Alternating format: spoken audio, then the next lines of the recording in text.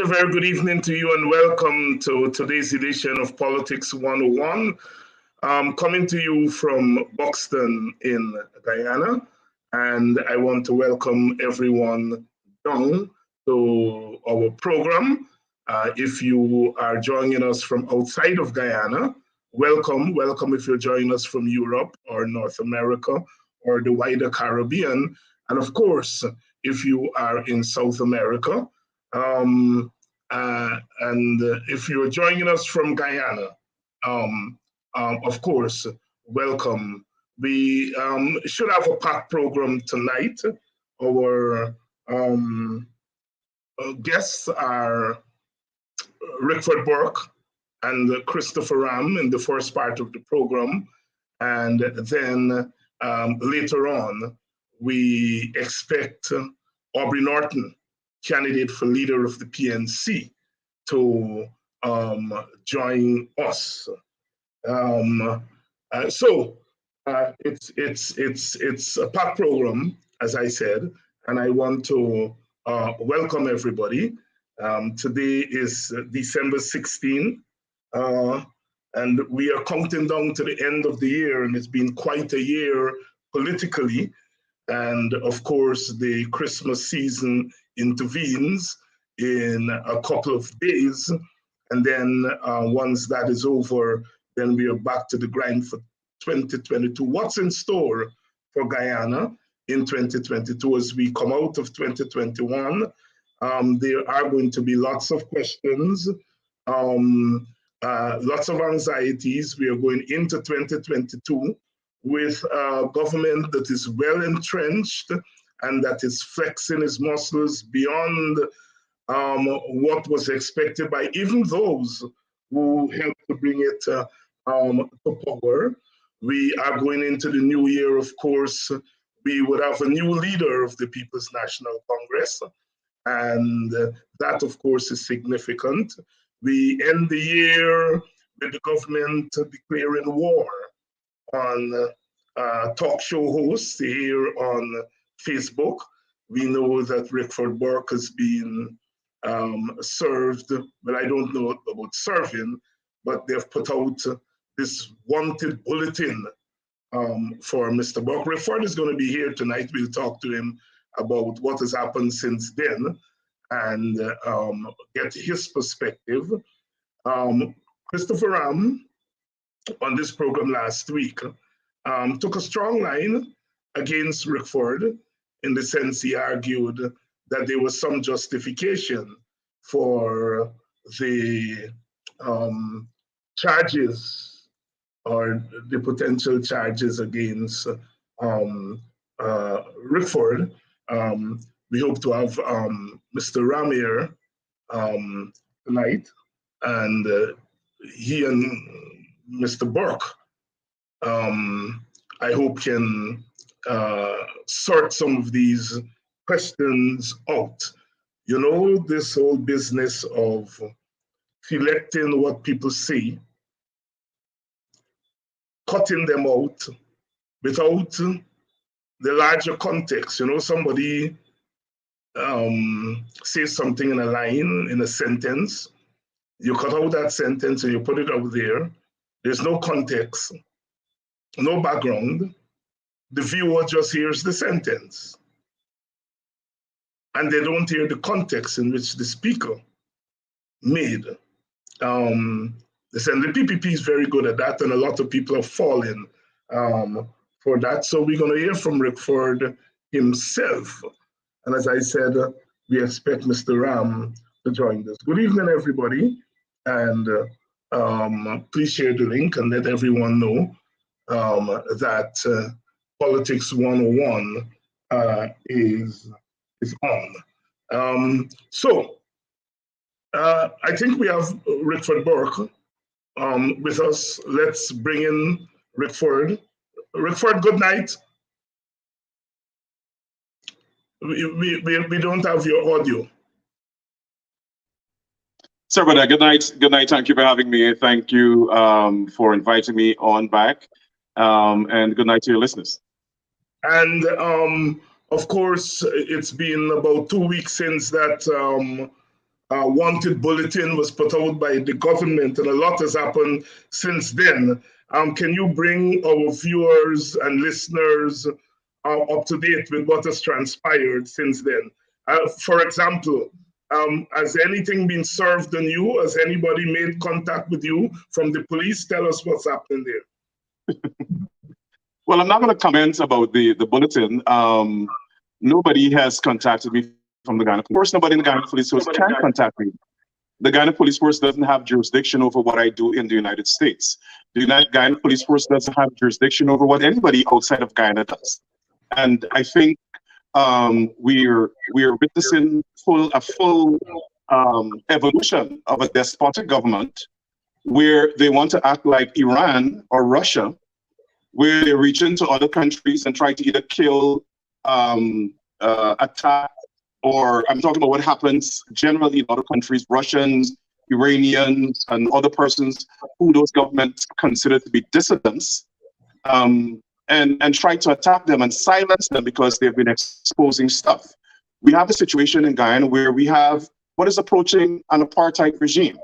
And people want to, Dr. Hines, people want to deny it. But when you have a government coming into power and immediately firing over 2,000 African Guyanese government employees, trying to take away house lots from people, trying to take away lands that were legally sold to people, trying to take away the property of African Guyanese who were overseas based, who came home, answered the call to come home and invest, and they bought properties, Gaisoko properties, for example. They're trying to take that away.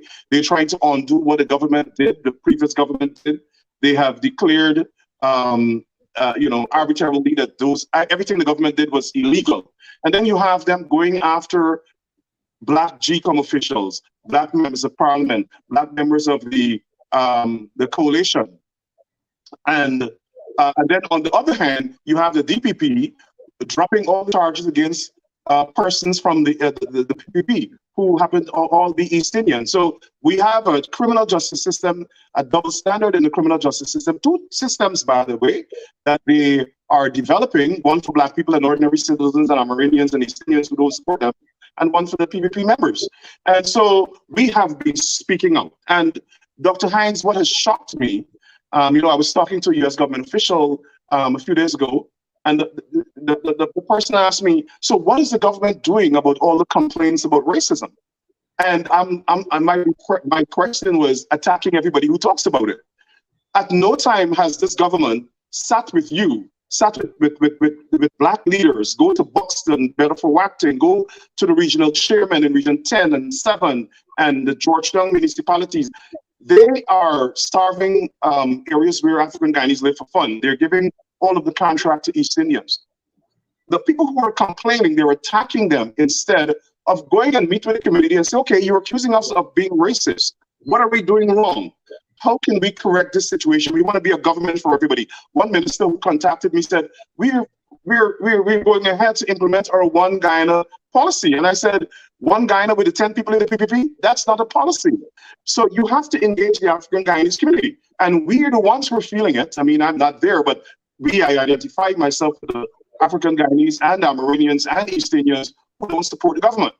And so back to the conversation with this U.S. official, the person was in shock that the government has refused to meet with the African Guyanese leaders to talk about equitable governance. So their response is that we're not racist. We're not racist and we don't know what you're talking about. And don't you dare say that because we're going to send the police after you because you're inciting racial hostility. Not once has the government, Dr. Hines, said anything about meeting with the people from the African Guyanese communities, meeting with the regional chairman to understand what their concerns are, how they want to proceed with the development of their regions or their villages or not. No, they're not interested in that. They're interested in total dominance, control. You must be subject to us. And that's why they're attacking me, because I did an intellectual or academic analysis, and I'm saying, listen, African Guyanese must refuse to live under these conditions where they want to subjugate us to second-class citizens. And Guyana is on a crossroads. we're at a crossroads where it looked to me, this is my view, that we're either going to have civil conflict if the PPP, based on the sentiments of their supporters, don't want to cohabitate Guyana with African Guyanese. They must consider whether or not they want to go on their own and form and live somewhere else, and not attack and insult us and tell us that we're second-class citizens and starve us from the resources and the natural patrimony of the country. Or, I also said in the article, or we could sit down and determine how do we govern the country equitably. Dr. Hines, the treasury doesn't belong to Barry Jagdale. It doesn't belong to anybody at Freedom House. It doesn't belong to our finale.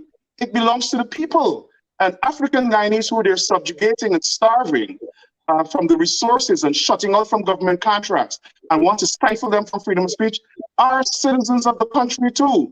And we must not accept it. Another thing they're attacking me for is because I said that if anything happens to the mayor of Georgetown, the people of Georgetown must respond. There must be consequences. And why I said that?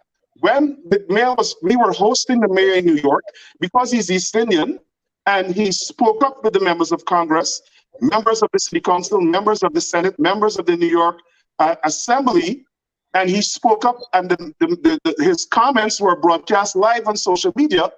Somebody called and threatened him. Somebody from the PPP called and threatened him. And then later on, within hours, they directed the town clerk to remove the security from his house, where his wife and his newborn baby and his children were living and unprotected. They left his family unprotected. We in the diaspora saw that as an attempt to facilitate an attack, to fulfill the attack they made on the phone against the mayor. So I said, if anything should happen to the mayor's family, we will ask the people of Georgetown to let loose the dogs of war against the PPP. I said the government, I said PPP. Why the PPP could threaten people to kill them and their families, and we must not respond? And the mayor is not black, the mayor is East Indian. But I saw it as reprehensible that they would threaten a government official with death because he's speaking out about racism. And the dogs of war, Dr. Hines, as you know, is from a Julius Caesar play. So it seems as though now it's unlawful to even quote Julius Caesar. Referred, the argument of the other side is that freedom of speech is not absolute, and that freedom of speech has to be conducted within the context of the law. Where you want to comment on that as it regards the alleged statements that you've made? Well, I live in a society where the First Amendment of the United States Constitution regulates my speech. I'm not subject to any rule.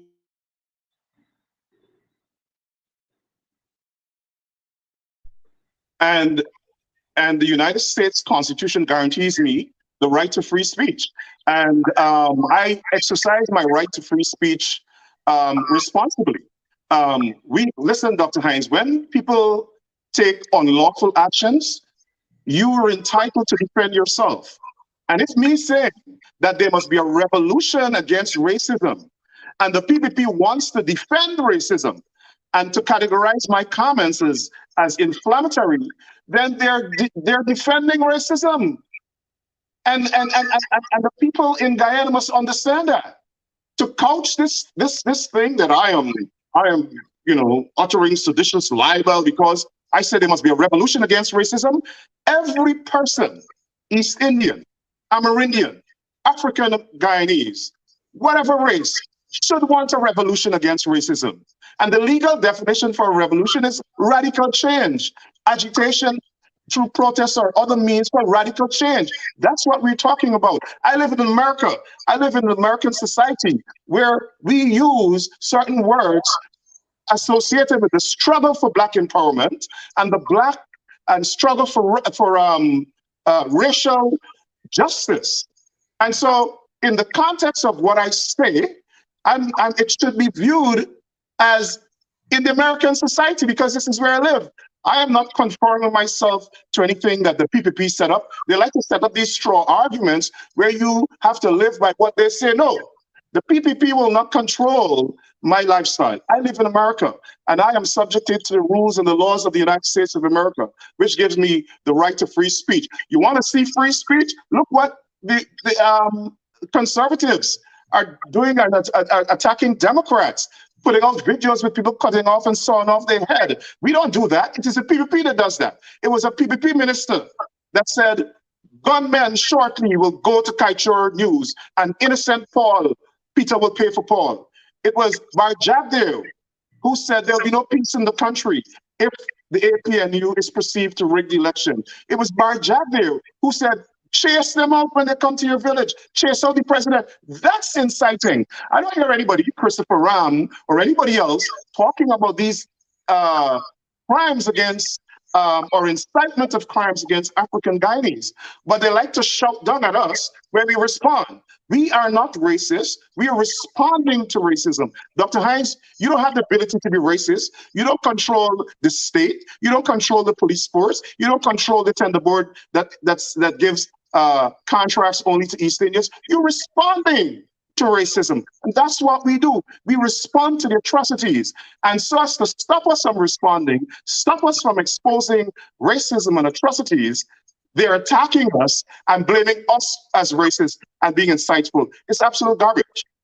What about the argument that we are reducing everything to race and that there are issues such as social class problems, such as gender problems, and that race is overblown from your side, our side?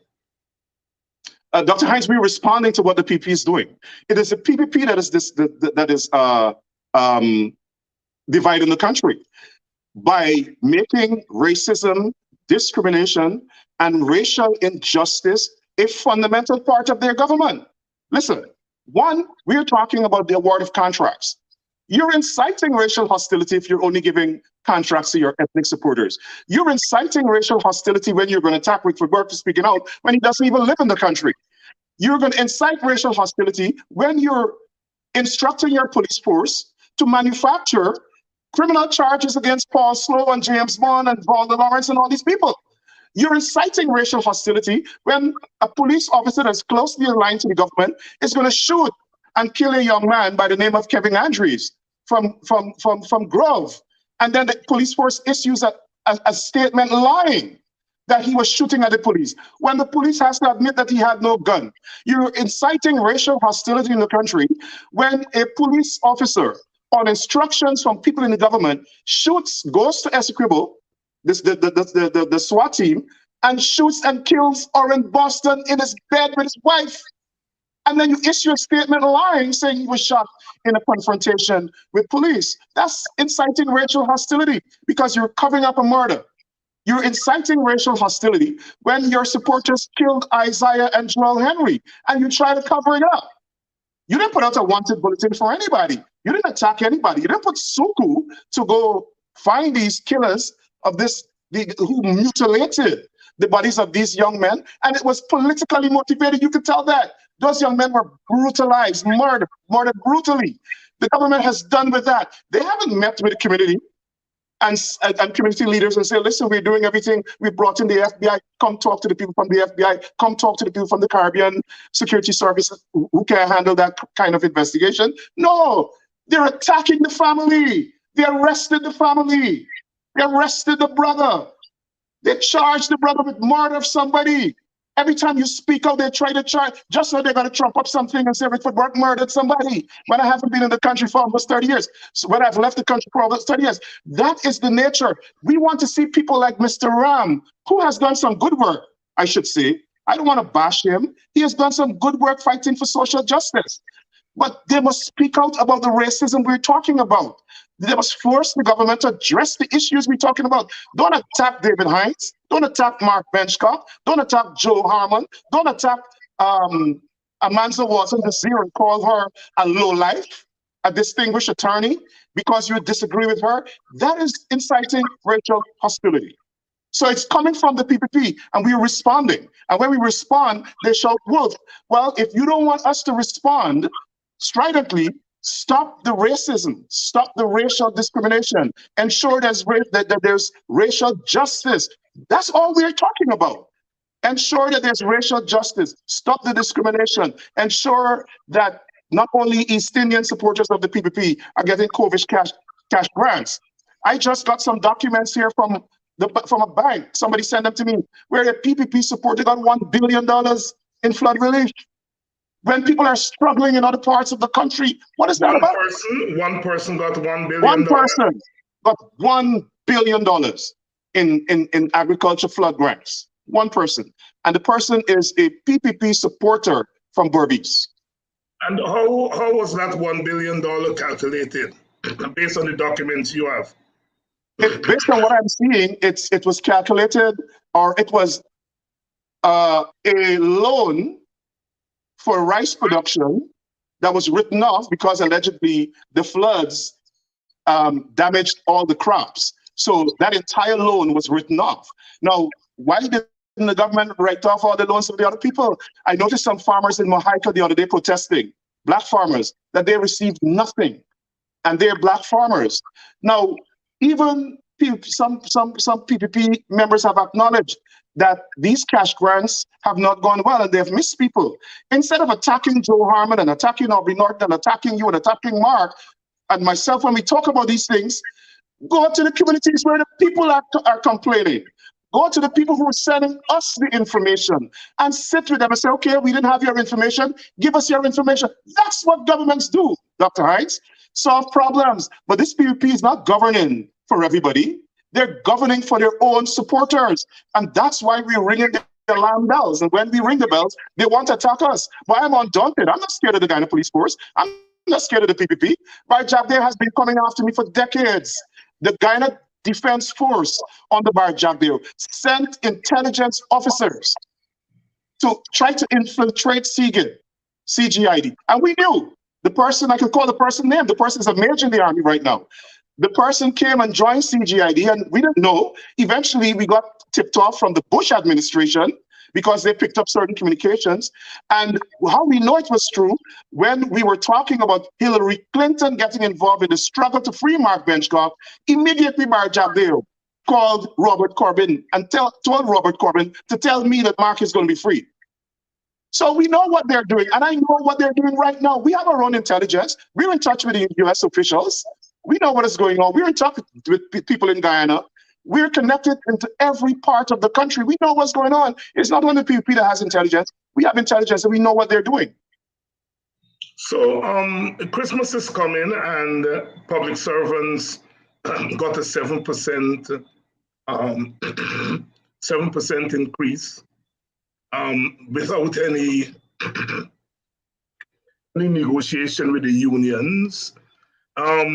Yesterday we saw sugar workers who were severed getting their $7,000 check, and they're obviously quite happy. $7,000 check or $250,000? $250,000. Sorry, $250,000. 7,000 workers. I'm confused. And $250,000 check, and they're obviously happy. How do you explain that from a racial standpoint? What is racial or racist about that? Well, first of all, the sugar workers should be compensated if they were severed. My understanding is that I saw Winston Jordan saying a few months ago that they were compensated under the APNU coalition government. And this is the second round of compensation they're getting.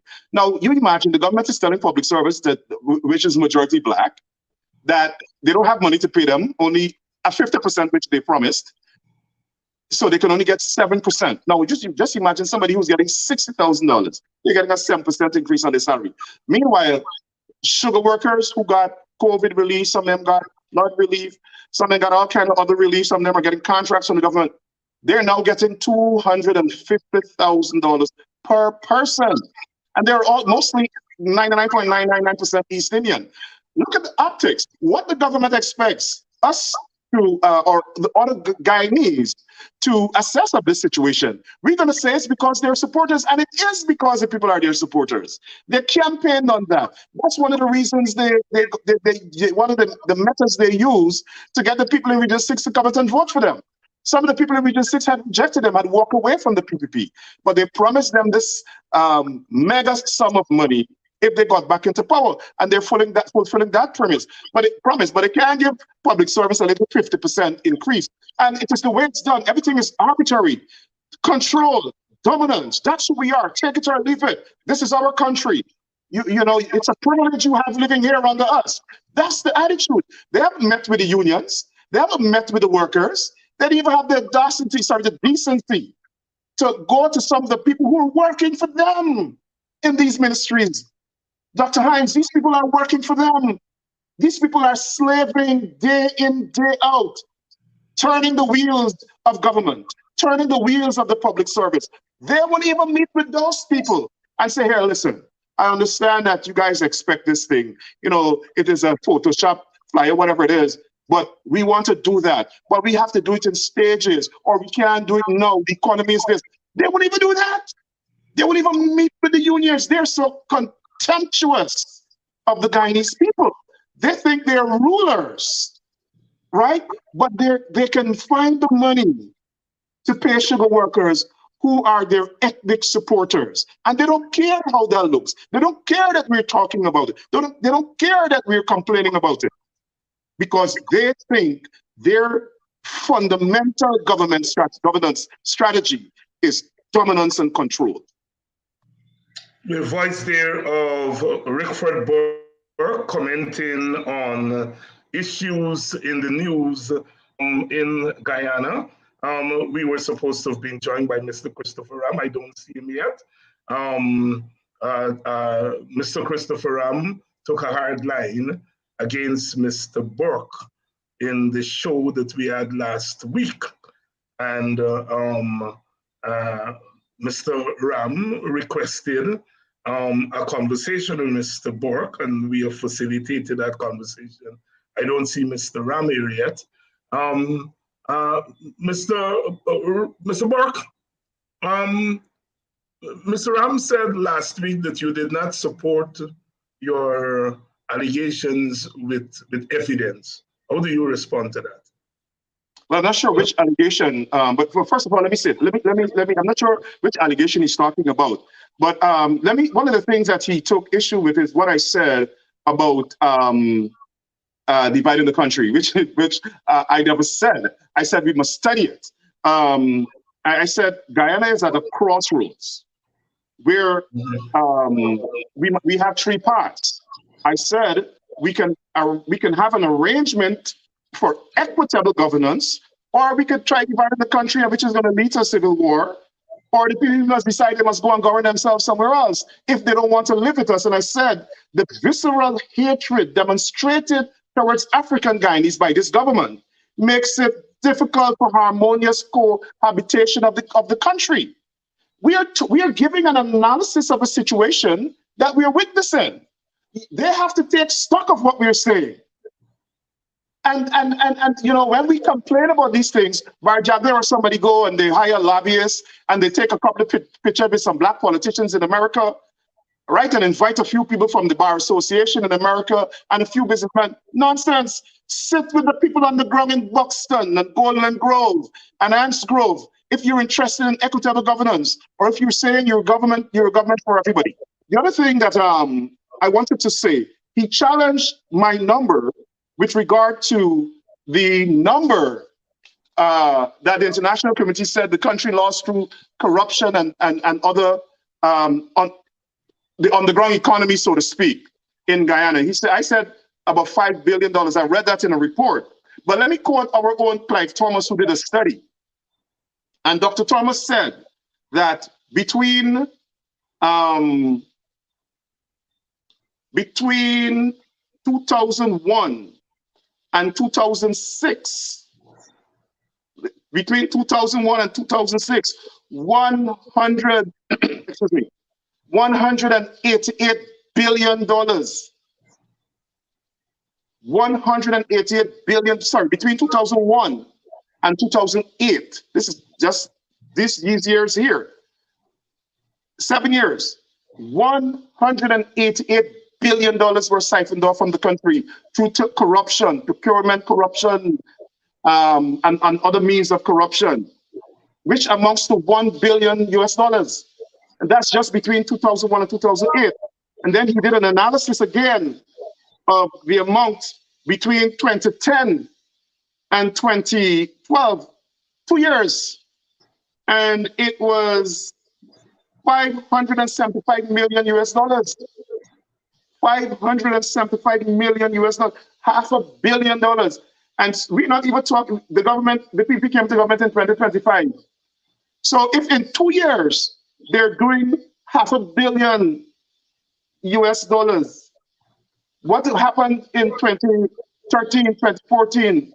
What happened in 2009? What happened between 1992 to 2000 when they didn't do an analysis? So that's why it is very plausible that the study, I think it was a World Bank study or some one of these international institutional, I was looking for it, I didn't find it, that says about $5 billion Ghana lost to corruption that was siphoned off from the economy under the PPP. So I'm not talking hot air. I'm not talking shooting into the breeze. I'm talking what I'm reading. And this is a report provided by Dr. Clive Thomas, who did a study on corruption in Ghana. And that's why they established, it was because of the magnitude of money that was stolen from the country under the PPP. That's why the international community collaborated with the Granger administration to set up the State Asset Recovery Unit, because that's what happens around the world when despotic, corrupt regimes steal the money from the people. The international community helped them to get it back. And it so happened, I'm not sure, the Granger administration wasn't swift in many things and didn't do many things. And so they have now disbanded that, right? Because the money disappeared under them. So why would they look for it? We have heard from Mr. Ram, who is having some technical problems. And I think the producer of this program is trying to work out some way to get him to come on. So Mr. Ram is not necessarily running from the program. He's having some technical difficulties. Referred, while we've hit on Mr. Ram, any thoughts on that statement made by Minister Ramson? I thought it was a very unfortunate statement. I heard what Mr. Ram said, that he was tricked into it or something to that effect.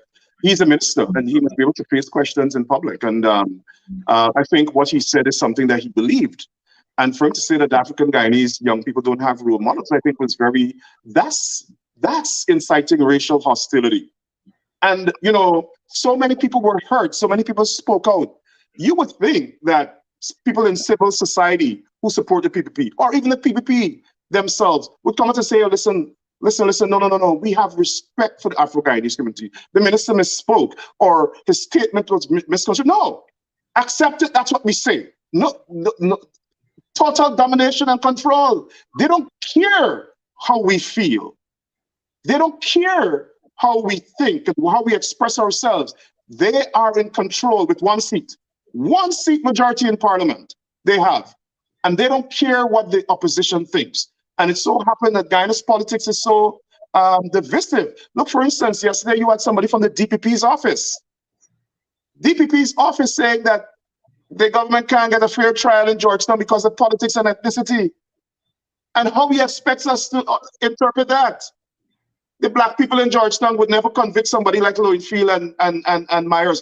It's like, we don't have the ability to be objective, to listen to the facts and the evidence in a case and make an informed judgment based on the law and the instructions from the judge and the evidence in the case and the facts and circumstances. No, how could a prosecutor make such a statement? But people are quiet.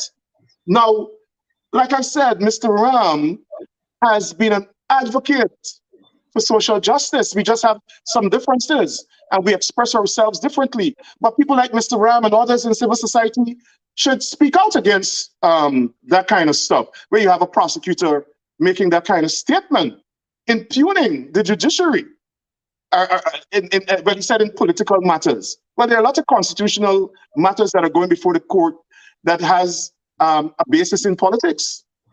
Are we saying that those judges can't make a decision based on their bias or their ethnicity? Because by deduction, he's saying not only jury, but judges and magistrates are part of the society. And if you're going to say a jury wouldn't be able to make an informed decision, the judges are part of that same society. So you're impugning the judges as well. And today he tried to clarify it, but made matters worse. But it is this kind of thought process that we see coming from persons in the government. And when we respond, when Afro-Guyanese respond, when the opposition respond, when people like the mayor and the regional chairman and Ganesh Mahipal respond and say, this is racism, they're attacked viciously. The mayor's life is threatened. And when we speak up, they say it's sedition, when we don't even live in the country. And let me mention to you, Dr. Hines, I have a report here which was given to me by a US government official, actually, which is amazing, where as soon as this government came to power, within a month of this government coming to power, they asked the Ethnic Relations Commission to go after me, you, Mark Benchcomb, and others from the diaspora who were criticizing the government. And they said that we were inciting racial hostility. I don't know how, but they asked for us to be charged criminally and extradited. This is a government who wants to silence their critics. And this request was made when? This request was made. The request was made in September of 2020, and the attorney for the Ethnic Relations Commission, a young lady by the name of Miss Yearwood, she wrote back. She did a report to them and said they didn't have jurisdiction over our speech. She highlighted the fundamental rights enshrined in the First Amendment of the United States Constitution. And she said that based on what she saw, our comments don't violate the United States law. I think it even implies that we didn't even violate the Guyana law. And she said to them that these are not extraditable offenses. But the fact that the government could ask people to ask the Ethnic Relations Commission to charge Black citizens who are not in the country, who are not citizens of the country, with crimes and request for them to be extradited.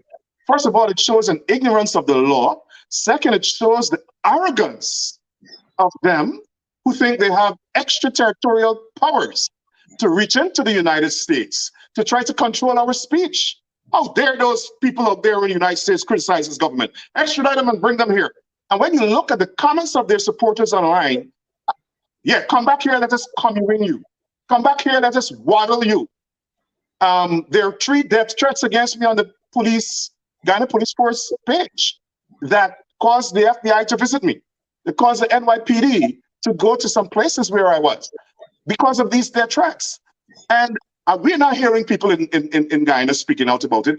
I have never heard anybody in the PPP call on their supporters to stop this nonsense, stop inciting racial hostility.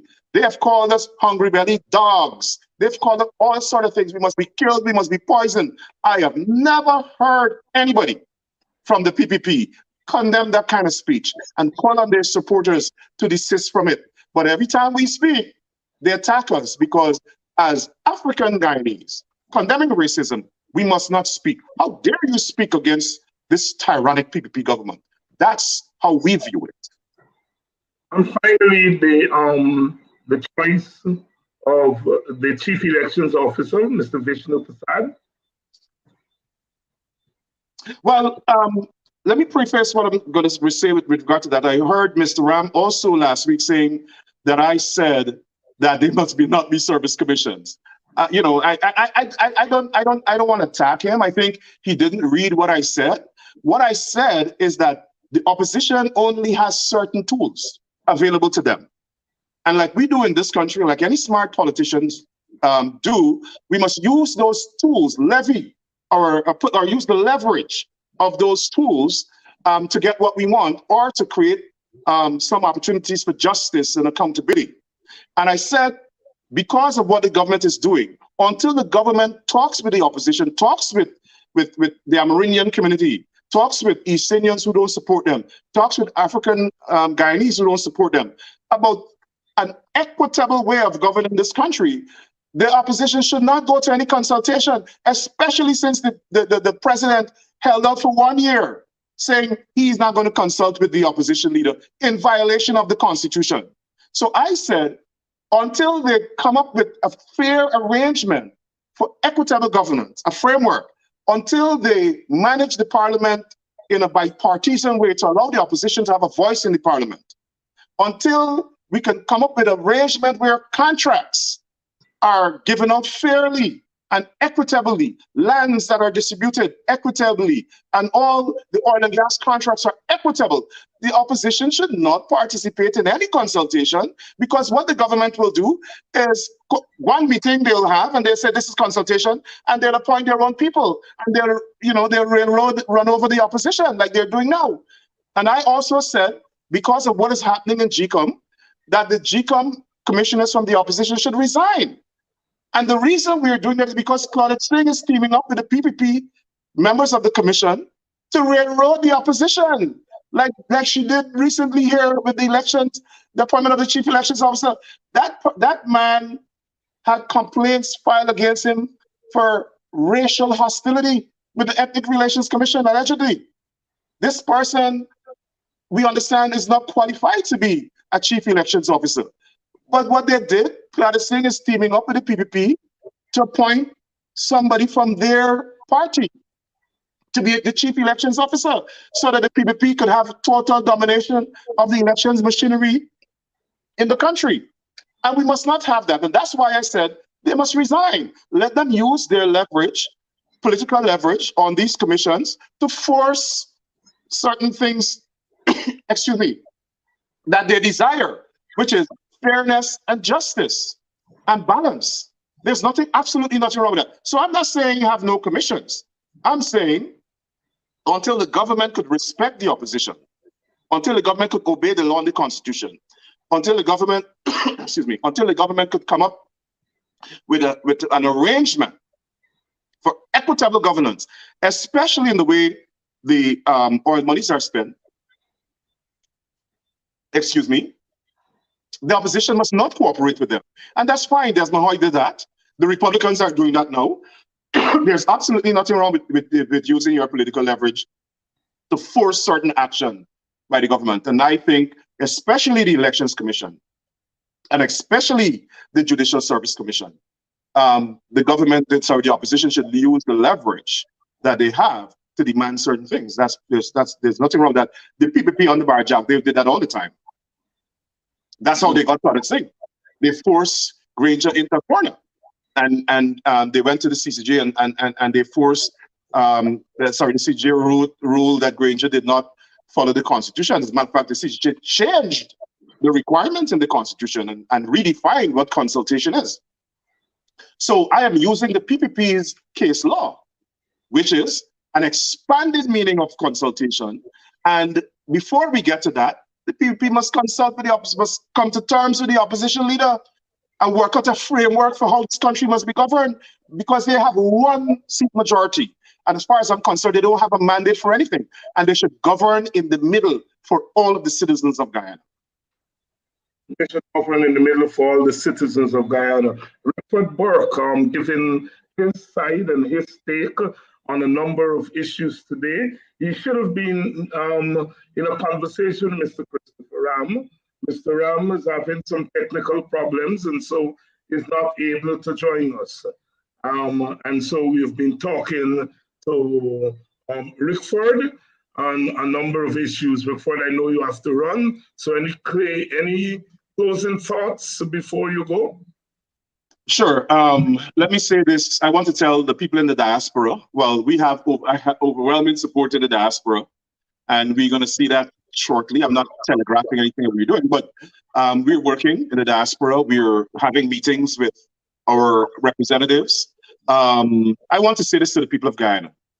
Do not be intimidated by the police acting as personal security services for members of the PPP Barajak. They were not us, because as you know, he slandered me, and when I sued him, that's when the police came up with this wanted bulletin, and they're using this nonsense about inflammatory speech or whatever to justify Barjagde and the government using the police force to go after their political opponents or persons they perceive to be enemies. And we are examining our legal options here too. The government, persons from the government come here. They're saying all sorts of things in Guyana, but they have to travel the world, and other people have other options. So I want to tell the people of Guyana not to be intimidated. They must speak out. You have a constitutional right. There's nothing wrong with calling for a revolution against racism. It is a noble act. It is an obligation under the principles of social justice and human rights. Racism is the world's worst atrocity after the Holocaust and after slavery. As a matter of fact, it is racism that led to those two incidents, slavery and the Holocaust.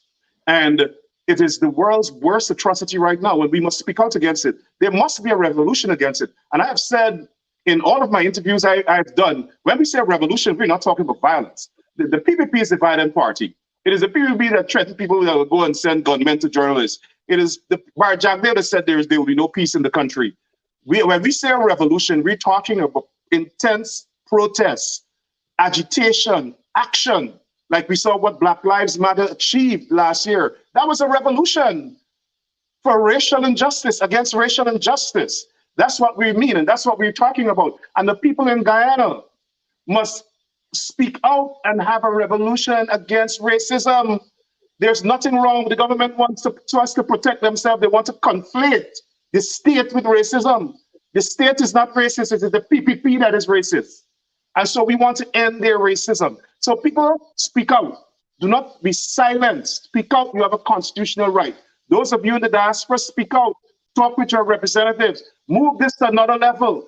We see what is happening now. We are confronted with a Russian-style tyrannic government that is reaching into the diaspora to tap their supporters to speak out against them. They're on par with Iran and Russia and some of these other despotic countries. And finally, Dr. Hines, I continue to be stunned that there's so much injustice in Guyana. There's so much racism. There are so much autocratic actions by the government, and the diplomatic community is silent. And I want to know if they're complicit with what is happening in Guyana because the victims are African Guyanese or people of African descent.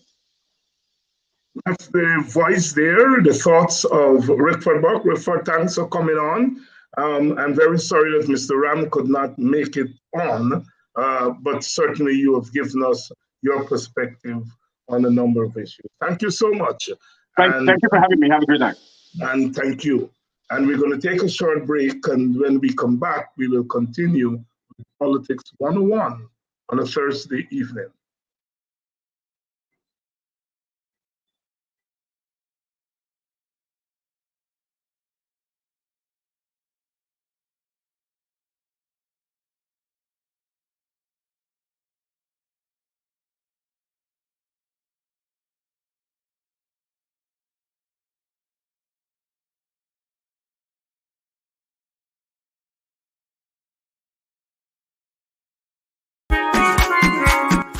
Please help keep Politics 101 on social media and broadcast television.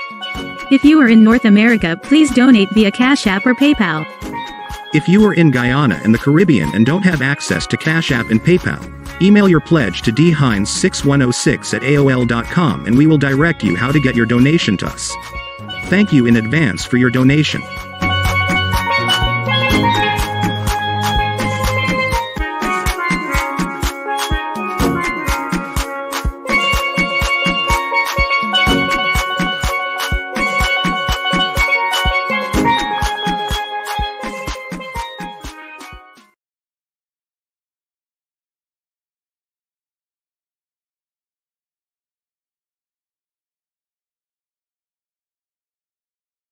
There,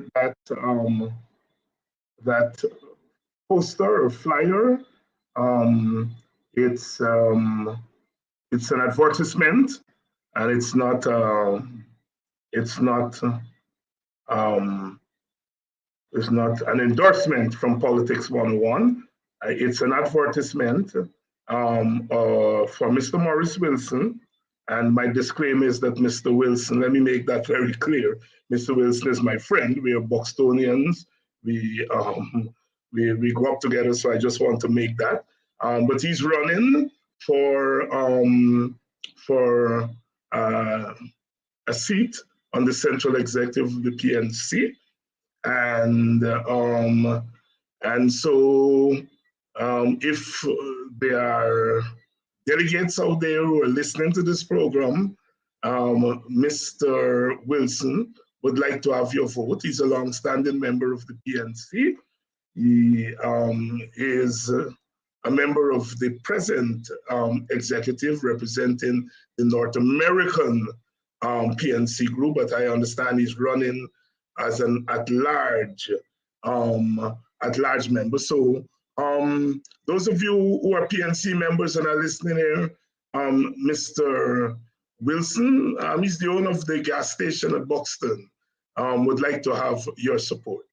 And as you notice there, Politics 101 is asking for your support, your monetary support. I indicated early in the week that my birthday is tomorrow, the 17th of December. And if members of the family would like to wish me happy birthday or give me a birthday present, a birthday gift, please donate on my behalf to Politics 101, because we don't need finance. We don't ask very often on this program, but we do need finance to keep the program going, because the program is not only broadcast here, it broadcasts on broadcast television, Channel 9, and we have to foot that bill. I have my operator, producer that I have to pay on all of that stuff. So please, if you want to give me that birthday present, please contribute, go to the Cash App. I think that is the easiest way, but there's also PayPal. It's on the screen there, and we'll give you that information before the end of the program. Well, we were supposed to have Mr. Aubrey Norton on for an interview, but I've been told that Aubrey is now at Agricola speaking at an event there, and he has granted us permission to carry part of his address to that meeting. So instead of an interview with Aubrey Norton, we are going to have the privilege of hearing him live speaking at a meeting in Agricola. In Agricola, now I understand he's about to take the podium. So let's go live to the Agricola meeting where Aubrey Norton is addressing members and delegates.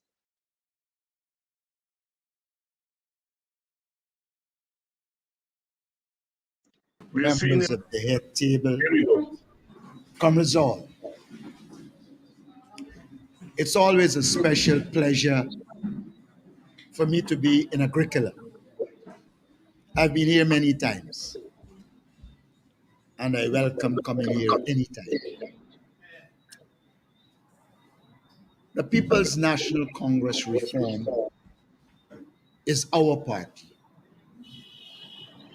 It is our party to decide where we want to go. It is our party that has to serve our members, our supporters, and the wider society. And when we meet on Saturday, you have the glorious opportunity to elect a leadership team that will give the leadership you need. I recommend Team Aubrey Norton.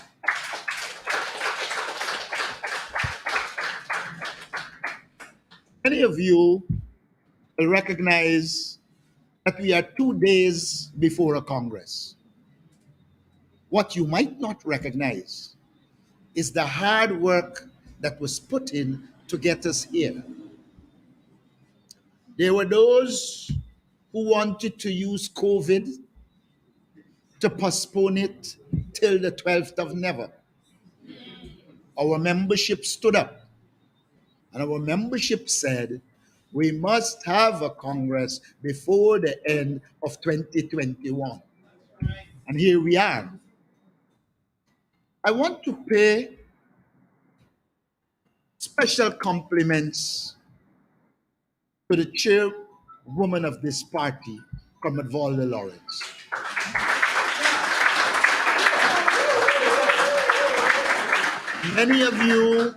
Many of you might not know, but carrying out the functions of leader of the party, she had shown that over the years, she has developed political skills. She has shown that over the years, she can manage the party. We sometimes don't recognize how significant things are. But the People's National Congress reform is on the threshold of history. It is going to be the first political party in this country to hold a hybrid Congress during COVID. There will be no other. We will be the first. We are the first.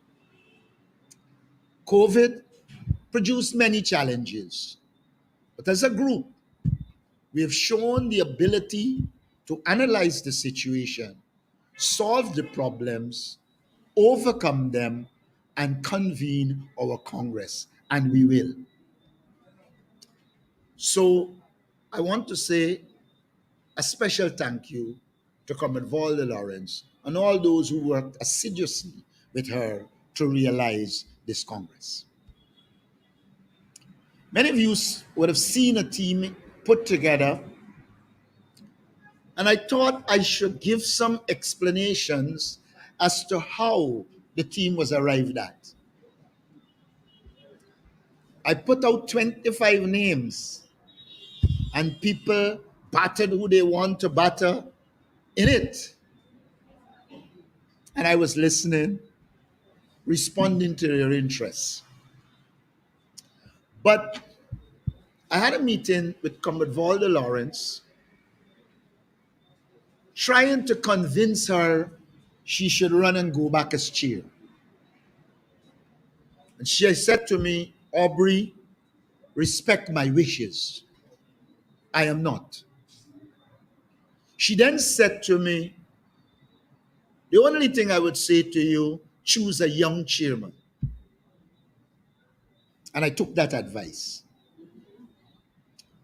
In taking that advice, I put together a number of things I think people should satisfy before they find themselves as principal officers in the party, meaning leader, chairman, vice chairpersons, and treasurer. And the first condition I put was they must do political work on the ground. And when I checked the persons who were eligible, I felt young Sherwin Holder stood out as a lone person in Region 2, defending the interests of our members, supporters, and even PPP supporters who are facing the brunt of the People's Progressive Party. Vince Roy Jordan, again, the same thing. He said it, and therefore you would have heard it. And as I looked around for a female chairperson, without consulting Elizabeth, I told people I believe she has worked hard over the years. She has maintained one of the functioning groups weekly, and therefore she fits the bill.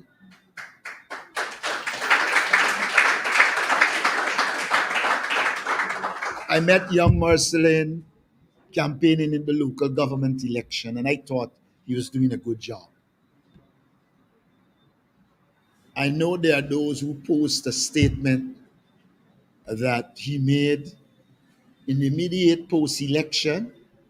Many didn't post a statement, but they said the same things inside of them. And I am prepared to stay with him as treasurer,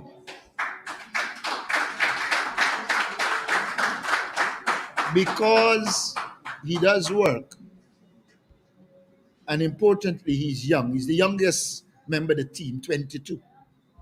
He's overgrown in size, but I also looked in that theme for people with intellect and people who could stand on their feet and deliver. A lot of times when you're a politician, you don't get a chance to write. You have to stand on your feet and deliver.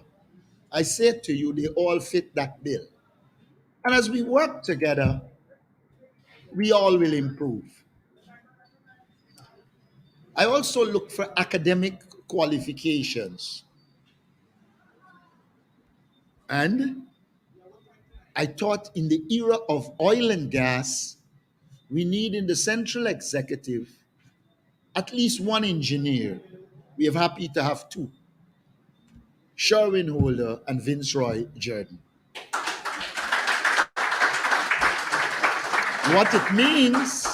What it means is that we are widening the skills of the central executive beyond lawyer, doctor, and the normal run-of-the-mill. And so I am happy to recommend to you this team. The average age of this team is 39.98 years of age. And if you note that I got 64 in them, you will recognize how young this team is. But this team is a team with potential. I claim to bring to the table experience, and to be able to work with this young team to share my experience and knowledge so that they can develop as rapid as possible. And by the next Congress, we will have possible party leaders who are competent. We need to widen the leadership base. And that is what we seek to do with this team. I want to say to you, it is not my intention to become a maximum leader. For those of you who follow the party in depth, our party was founded by Lyndon Forbes Sampson Burnham, a man of exceptional skill and gift that none of us will have in a short while. And therefore, as the founder and leader, he had the skill and he had his way with people so that he operated as a maximum leader and kept the party focused. We've since had Desmond Hoyt, we have had Robert Corbyn, we have had David Granger, all of whom would have made contributions to this party in different fashions. But I want to say to you this: the time for a maximum leader is over. We need a new approach to leadership in which we put the best minds together, we think through things, and then we make the decisions based on the collective analysis of the people you elect.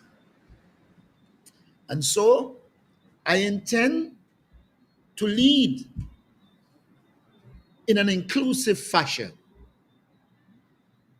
I intend to be firm, but also flexible, because life is not a straight line. Life has this tendency to carry you forward and then bring you back and catapult forward again. And so, as a party, we have to become more inclusive and engage more people. And that must be true for the regions, for the NDCs, and for the groups. we must recognize that all of us have brains and all of us have things to bring to the table. And so this new leadership will seek to involve people and to have their views so that when we chart a course, our people buy into it and will support it. Now, this is needed because in this new era, we are facing an enemy that we have to confront. And in confronting the People's Progressive Party, we want our people to agree with us, follow us, and be guided by us. And so this new approach will serve to satisfy that requirement. As a party, we should pat ourselves on our shoulders. The People's Progressive Party cannot boast of a democratic process to elect its leaders. They are still in the mold of one man dictating and others following. Guyana will not develop with that approach. Guyana will only develop if we recognize the value of people and involve them in decision making. It is my sincere hope that the PNCR becomes an example to the other political parties and develop a democratic culture.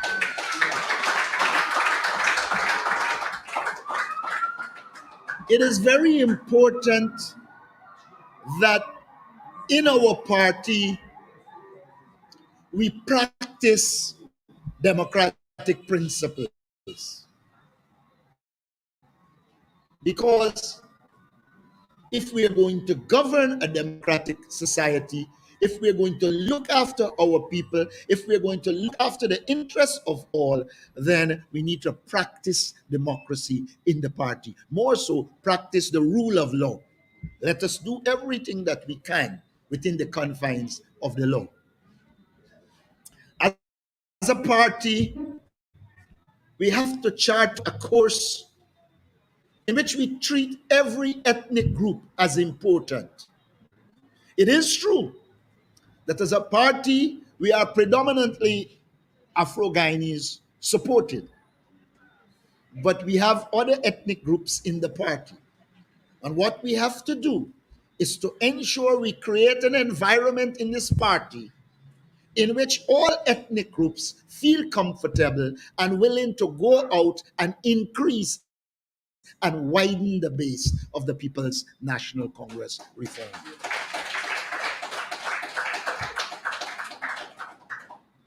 We focus on youth in this leadership team because the best person to speak to youth is youth.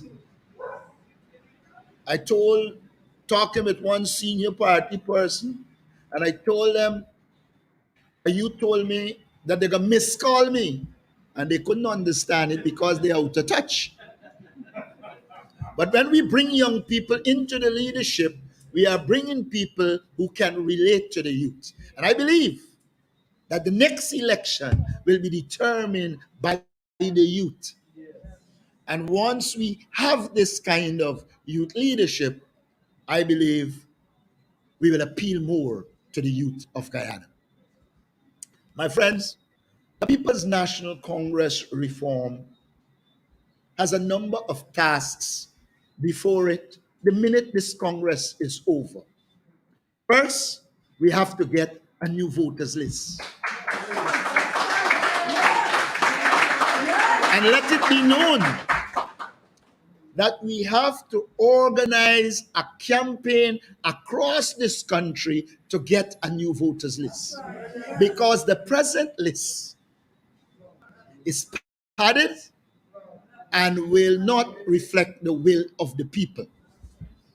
The next thing we have to do is to oppose the appointment of the chief elections officer, because the evidence is clear. He wasn't appointed because of ability and experience, because the other candidate had more. And therefore, for whatever reason he has been appointed, it is not in our interest, and we will confront it.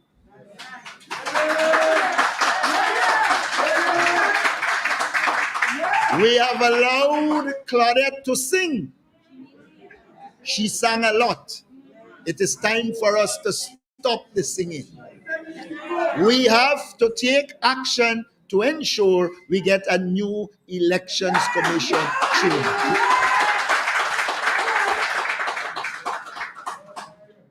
We also have got to take on this government. They might have a majority and seek to break up Region 4, but let us signal them that Region 4 will stay as one. And if they attempt to break up Region 4, they must know they will meet a well-mobilized, organized People's National Congress reform that will challenge them wherever they need to be.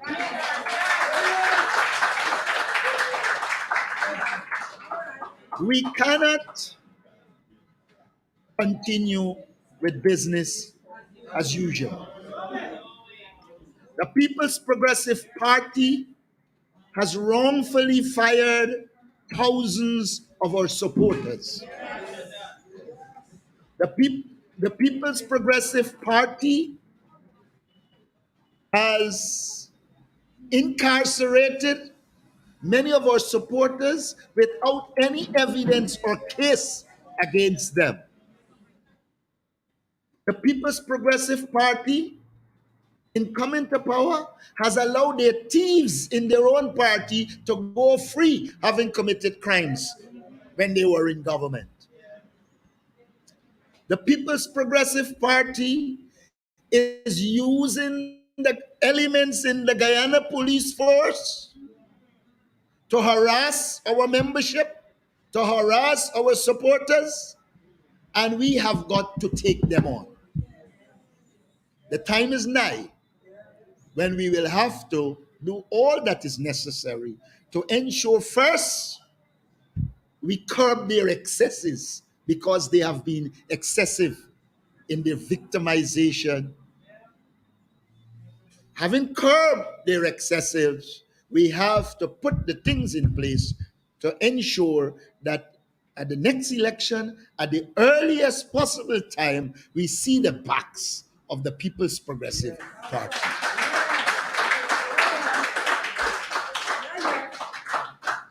This Congress is a critical Congress because the speakers before me said the decision that we make here will determine whether we succeed or not. I believe the Guyana population outside of the party is looking forward to leadership from Aubrey Norton and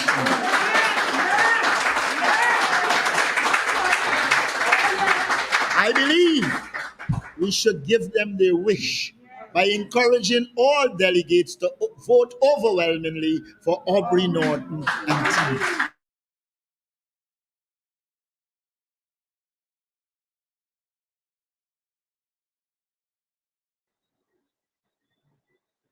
And in case you joined us late, it's Politics 101. We're just listening there to Aubrey Norton addressing members and delegates of the People's National Congress in Agricola at a live meeting. We expect Aubrey to give us an interview later on if it's possible. But we have here Dr. Richard Van West Charles, another candidate for leader of the PNC. Dr. Van West Charles was on with us on Tuesday night. We had some little technical difficulties. So we agreed on this busy night to bring back Dr. Charles and to have him make his closing arguments, because it's only 2 days to go, or less than 2 days. And by this time, 2 days from now, he should know. So, Dr. Richard Van West Charles, welcome again to Politics 101. Hi, David. How are you? Good night. Fine, Good night to thanks. you, listeners. Martin just said at that meeting that if he is elected leader, that he will not govern as a maximum leader. He said that yes, in the early days of the party, the formidable Forbes Burnham justifiably governed the party as a maximum leader, but in 2021, he's arguing that the age of the maximum leader is over. Do you agree? Well, I don't believe that he governed as a maximum leader, because the Constitution has no place for a maximum leader. The governance mechanisms of the party are very, very clear, which sets out the role of the central executive. So I think it's a mistake to say that he governed as a maximum leader, because all of the governance mechanisms, the general councils, with the participation of members from across the country, such as Baji Hopkinson, Howard McGowan, Enid Abrams, who spoke at those fora to represent the issues of the people coming from different regions. But what was most important during that period was that the group structure functioned efficiently and effectively, in which the party was informed about the issues that are going on, and hence the party was able to represent those issues in the most formidable manner. So I was asked that question once, and I don't believe, because there is no room in the constitution of the party that speaks to a maximum leader. I think that only happens when members of the central exec refuse to play their role and speak, and they give room for a decision by a leader to override them, and that's one of the issues which we have presently, I think. Yes. But I'm still going to press you on the question. One of the charges made against the outgoing leader is that he operated in a one-man show. If you are elected leader, are you going to govern the PNC as a one-man show? Of course not. I don't think there's any room for that. I don't think there is room for that at all. That has not been my history working both nationally and internationally. That's undemocratic to be embracing such an approach, and I don't think it augurs well, and that's why we are here where we are, because of that approach. It may be, I've said before, that when the problem, to my mind, may have been an inability to transition from a military culture into a civilian culture. I know you have another program to go to shortly, so I don't want to take your time. You must have things that are on your mind that you want to say in these closing hours of the campaign. So go right ahead. The floor is open to you. Well, where I am right now, I'm in Den Amstel. But let me say to you, I believe that this is a moment for change in the political culture of the country. I think, first and foremost, the country is witnessing a level of democracy in a political party that has not occurred among any of the other political parties in Guyana or probably in the Caribbean. So I think this is a serious moment, but it's an important juncture for the members of the party to be able to make a decision that puts the party in a direction that will give the leadership to the country. I think with the reorganization, the expected reorganization of the party, it will bode well for us, and it will help us in more ways than one to represent the issues of the people at all levels, at the community level, at the regional level, and at a national level.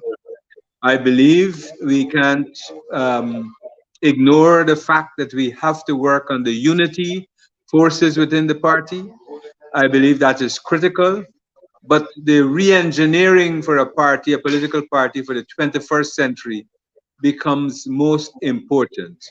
I think we have in front of us a challenge of how we bring this country together because of the racial problem that seeks to divide us, and the PPP has been unhelpful in seeking to deal with the race issue, and has more or less heightened the racial cleavage at this point in time. So it bodes well for us, I think. As I said this morning, it is not any of the leaders or the candidates that wins. It is the party, it is the country that wins. And that's critical for me as we go forward, to ensure that we have distributive equity, fairness, and justice in this country as we await the results of the exploration of the oil industry in real terms. You are in the Amstel.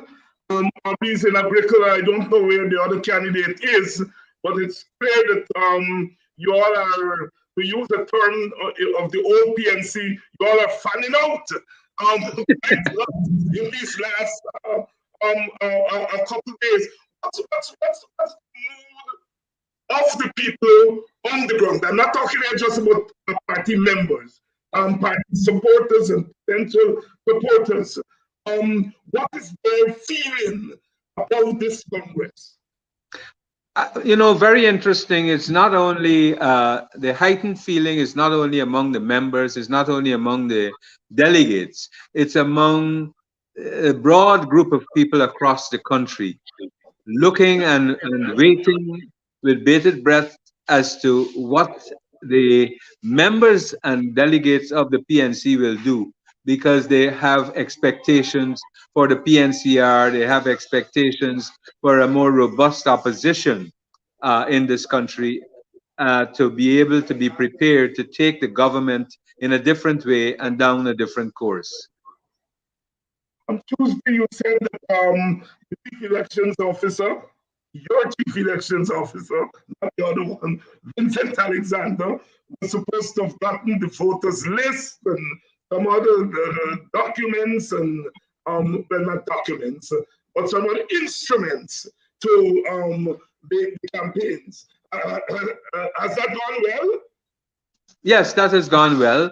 I think there was a training this afternoon of the officers, the presiding officers, and other officers who will be managing the system in a rather decentralized manner. So I think those issues have gone well. But, one of the things, David, is that we, coming out of this, we have to be prepared for a fight in defense of the rights of our people. And we have to be strong. But in demonstrating our strength is not embracing bloodshed in a way that it is unnecessary. And we have to think strategically in terms of how we fight. We have to fight in different ways, in how and both nationally and internationally, we have to fight to represent the issues of the people. Remember, we are a country with 40% poverty, and therefore we have to be having that as the forefront of our minds, to uplift our brethren from where they are. They must have the opportunity to be able to create wealth as against only a few families in this country. So that is the remit that we have as a party. That is the remit we'll have as a coalition. And I want to say to you, I look forward to open dialogue with the WPA and other actors as part of the coalition. I believe in coalition politics, and therefore I look forward to it, in which the coalition partners must be accountable as we go forward. And as you go forward in the coming hours to Congress, what's your schedule looking like in the next 48 hours or so, less than 48 hours? Well, one of the things we have to do is to ensure, as we're doing now, that our scrutineers are ready to do their work, that they can collect the results properly. We have to be preparing our people. Tomorrow, some of our material will go out to the hinterland regions. Likewise, I think the CEO is preparing to send out the material to the hinterland region so that when we start, we all start on time. And that signals a good run for us. And I don't envisage any challenges. And I just want to encourage all of the delegates to think before they put that X and ask themselves, am I making the right decision for my party and my country? There were some signs early on that the fight was getting a little bit nasty, some mudslinging. In your estimation, has it been the kind of campaign, the kind of competition and contestation that the elders of the party, the founders, the Burnhamites, as we may say, be proud of? Well, I think they may have desired a longer period of campaign, like most of us.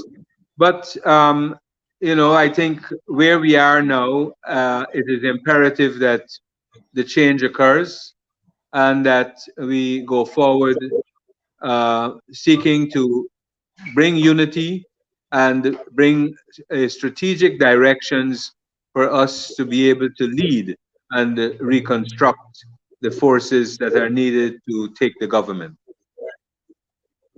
I know you have to go, and so I leave it open to you to make your closing statement.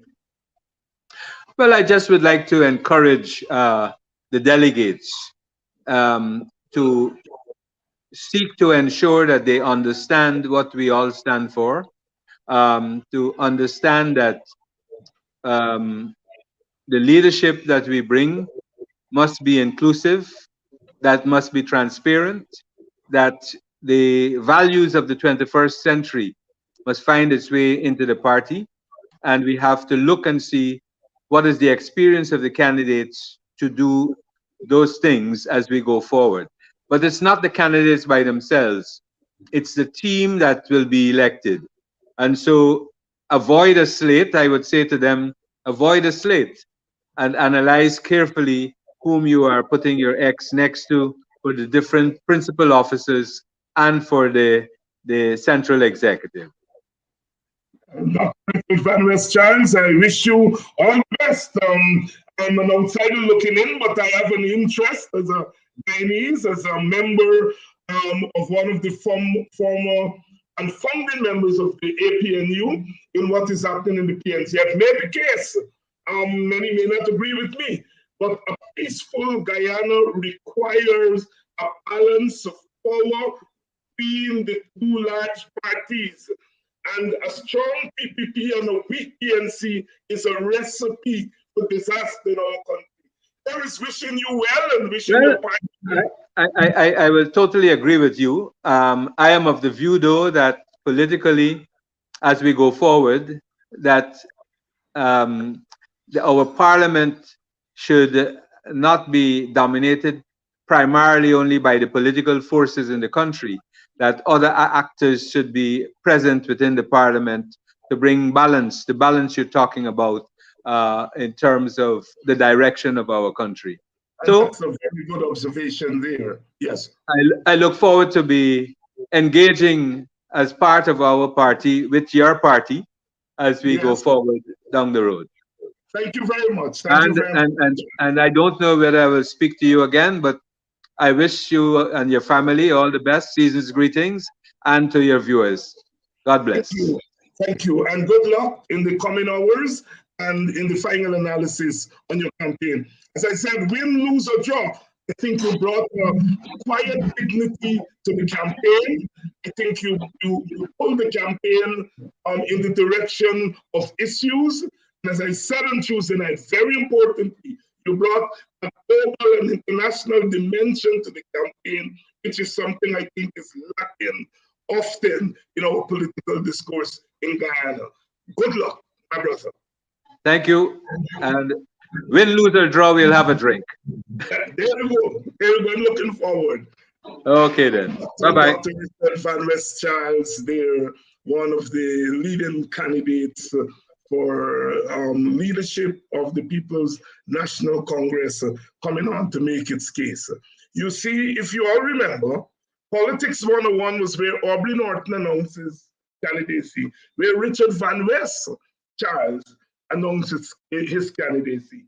We are proud to have played some role in widening, broadening the debate. We are waiting on Aubrey Norton to finish his address, and then I think he's finishing off now.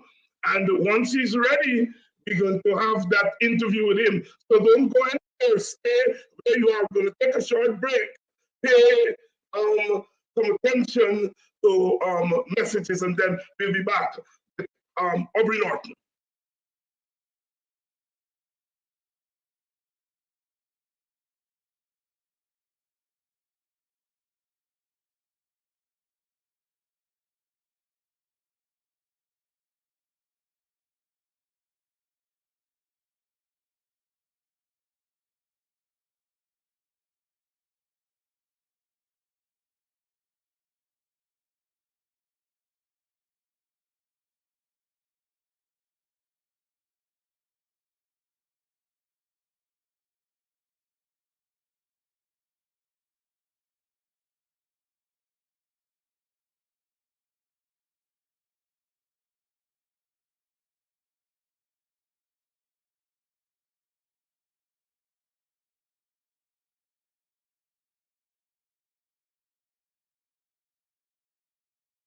It's an advertisement, not an endorsement. My disclaimer, as I said at the beginning, is my fellow Bostonian, my friend, but that's a disclaimer. But like I said, I'm not in the PNC. I have no horse or horses in the race. I'm just here as a commentator, as one who tries to bring information and as so information and education. Vote Maurice Wilson for CC member. For Maurice Wilson was in the last executive. He represented NAR. I think he's running as an at-large member. The owner of the gas station, so he's an entrepreneur. And there's been lots of talk in the PNC that they need some of their own business people in the leadership to deal with the economics and the finance of the party.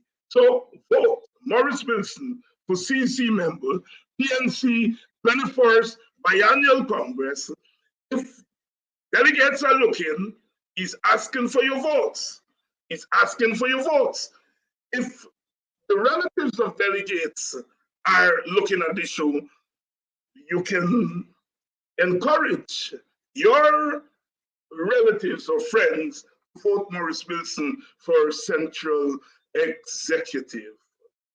I don't know if Mr. Burke is ready for us, but let's take a little break, play a PSA, and then we'll come back and go to Mr. Norton. Please help keep Politics 101 on social media and broadcast television. If you are in North America, please donate via Cash App or PayPal. If you are in Guyana and the Caribbean and don't have access to Cash App and PayPal, email your pledge to dhines6106@aol.com and we will direct you how to get your donation to us. Thank you in advance for your donation.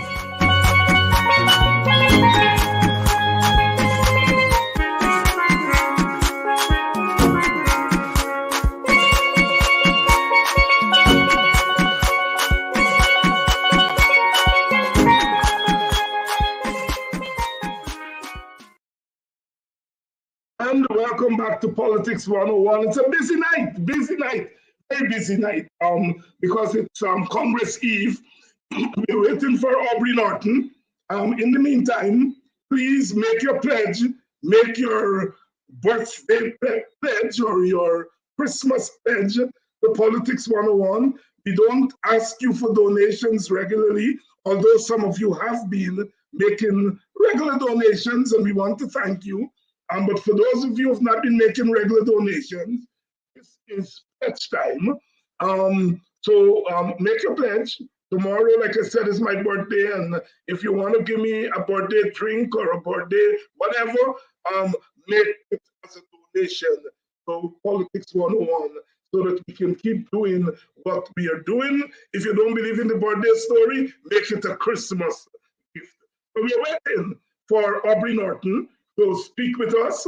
As soon as he's ready, you'll see him there in the background. They're all busy and getting their stuff done. So as soon as Aubrey is ready, we are going to hear from him, spend a couple of minutes getting his final thoughts for the Politics 101 family. It's been quite a hectic campaign. We just heard from Richard Van Westchilds, one of the other candidates. It's quite a disappointment that Mr. Harmon never came. But there is Aubrey. Hello. Yes, Aubrey, you hearing me? Yes, I'm hearing you clear as ever, very clear. Right. If I were writing the headlines for tomorrow newspapers, I would say, it would go like this. Aubrey Norton says the age of maximum leadership is over in the PNC, and I guess by extension in all parties in the country and the region. You care to elaborate on that? What I think is explosive, and you did quite bravely said that the early leader, Forbes Burnham, justifiably ruled as a maximum leader, but at that age is over. Elaborate for the audience. Yes, David. First of all, I must say thanks for having me. It is not by accident that I said that. I believe deliberately this party has to move towards a more collective type leadership in which we listen to the views of all, understand that people see different things from different perspectives, and when we see that together, when we bring that together and make decisions based on informed views of a wider group, then you tend to make better decisions. In addition, people feel they are part of the decision making, and they know for sure that you are listening to them and you are responsive to their concerns. And so I believe it is the way to go. Modern leadership has to take into consideration the fact that there are a multiplicity of views out there, and that no one person standing in one position can see all the dimensions of a phenomenon. And therefore, that is what has occasioned that position. I noted you reference a conversation you had with Chairman Valda Lawrence, acting leader of the party, and that she encouraged you to name, as part of your team, a young person as the chairman. Give us a little bit more of what was her thinking as she was speaking to you on that. There were a number of things that informed how we arrived at the list. First, we put out a preliminary set of names of 25 people and asked people to respond. And many of them responded by indicating that they will opt for youth with experience. So, having had the discussion with the party chair, I thought that it was a good idea, and we started to explore identifying the youths that are capable. We put a number of criteria. One, they must have intellectual capacity. Two, they must have worked on the ground, because we want to shift away from elitist leadership to grassroots type leadership. And so one of the features one of the characteristics that was identified was that they must do work, be on the ground, and represent in people. We also looked at their years of involvement in the PNC, even though they were young, because they need to understand the culture of the party, what we need to maintain and what we need to change. And so it is in that circumstance that, having looked at it, we have identified young Sherwin Holder, who is an engineer by profession, to be chair. We have identified Miss Elizabeth Williams Niles, who is an educator, plus she did law, but has been very active working on the ground in the party. In fact, delivered a constituency in local government that was significantly PPP. We also identify young Vince Roy Jordan, who also is an engineer, but who mobilized young people for the party in the last election. And in Region 2, amongst the young people, we did extremely well. Then you have Fayaz Mercelin, who worked in the local government election in 2018. In fact, if I recall, that was my first encounter with him. And we saw similar traits. And so it was felt that these young people could speak on their feet, they can think on their feet. With guidance, they will develop the experience, and the PNCR will be headed by a youthful team with some amount of experience to guide in people like Gary Bess, people like Eddie Collins, etc.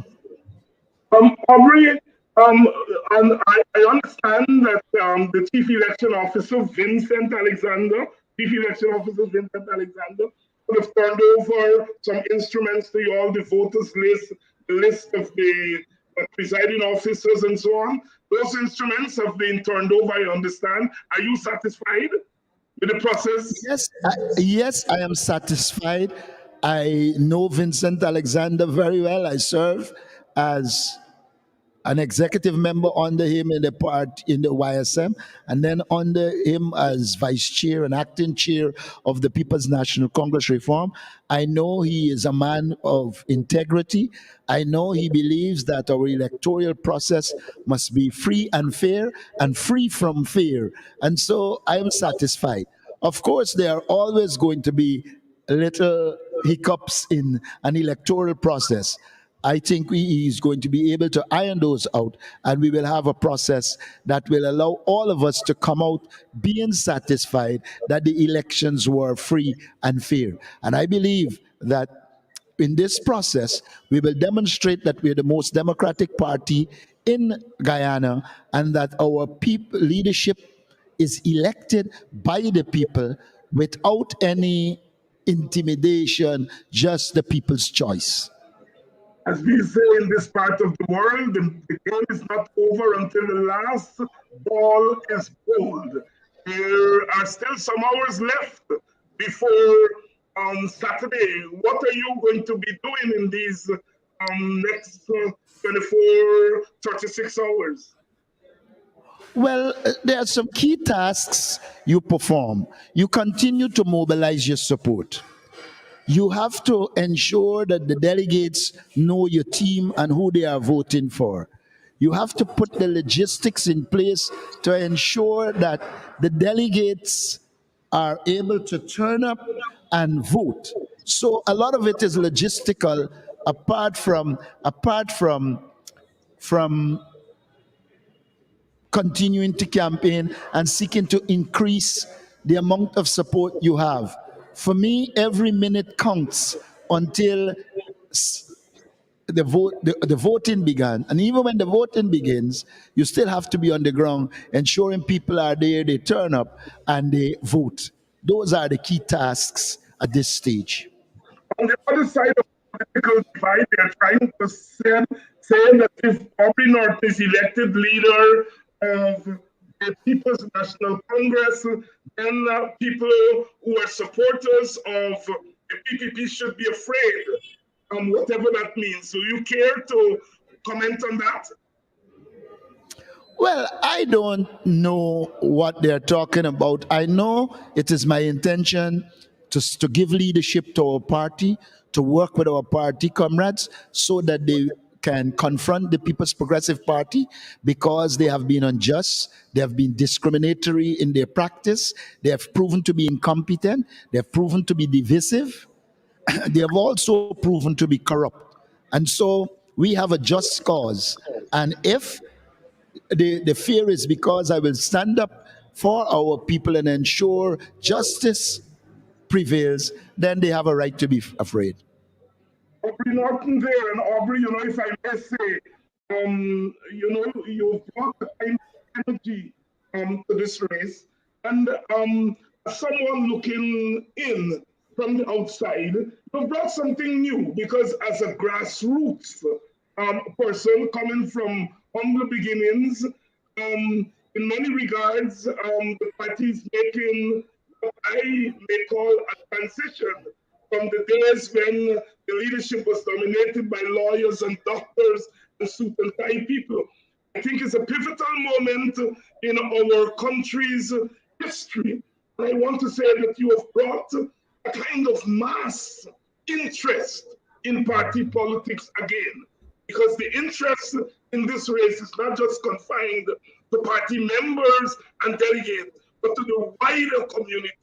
And I think it's a testimony to the kind of new energy and new body language, if you will, if I can use that term to describe political party and a political campaign to this. Here's wishing you the best of luck and wishing the PNC the best of luck. As I say over and over again, I'm from another party, but given the dynamics of Guyana, I feel a strong PNC is very important to holding the peace in our country. Your final thoughts? Well, I share your sentiments, and I know you're from another party. In fact, it is a party I'm looking forward to working with to bring.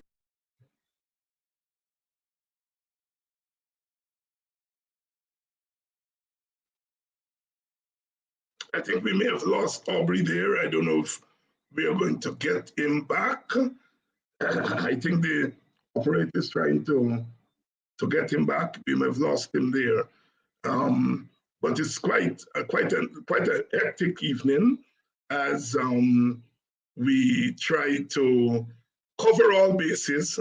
2 days to go, less than 2 days to go before that Congress of the People's National Congress. I think Aubrey's back. Yes, I was saying to you, I endorse the sentiments you express.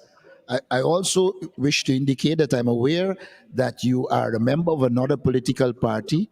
And I want to say at the outset, one of the things we are hoping to do is to re-engage your party so that they can become part of the coalition and for us to sit and discuss issues, agree on a platform, and move forward. I believe coalition politics has its role in Guyana, and I think we need to work assiduously to bring new forces into the coalition and to ensure we have a viable coalition that is premised on mutual respect among the parties. We discuss and move forward. That is basically where I am on the issue. And thank you very much, Aubrey. Thank you for your time. You've been very generous to Politics 101 with your time throughout the campaign. I think that in itself is a political statement about leadership and so forth. Wish you the best of luck.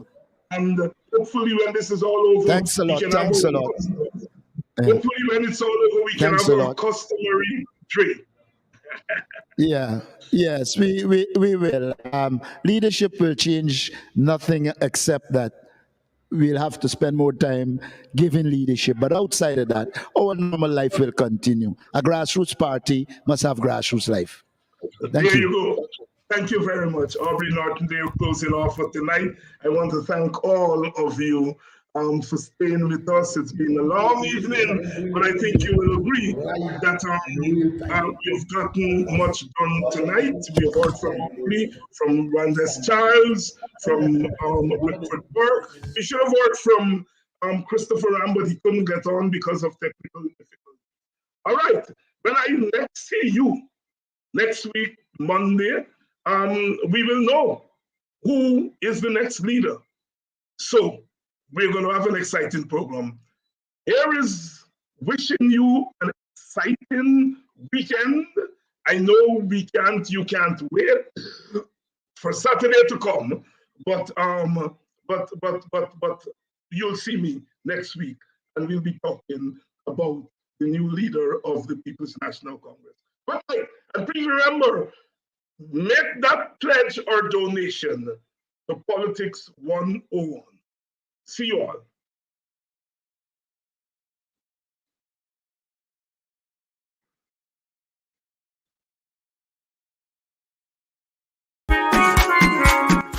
Please help keep Politics 101 on social media and broadcast television. If you are in North America, please donate via Cash App or PayPal. If you are in Guyana and the Caribbean and don't have access to Cash App and PayPal, email your pledge to dhines6106@aol.com and we will direct you how to get your donation to us.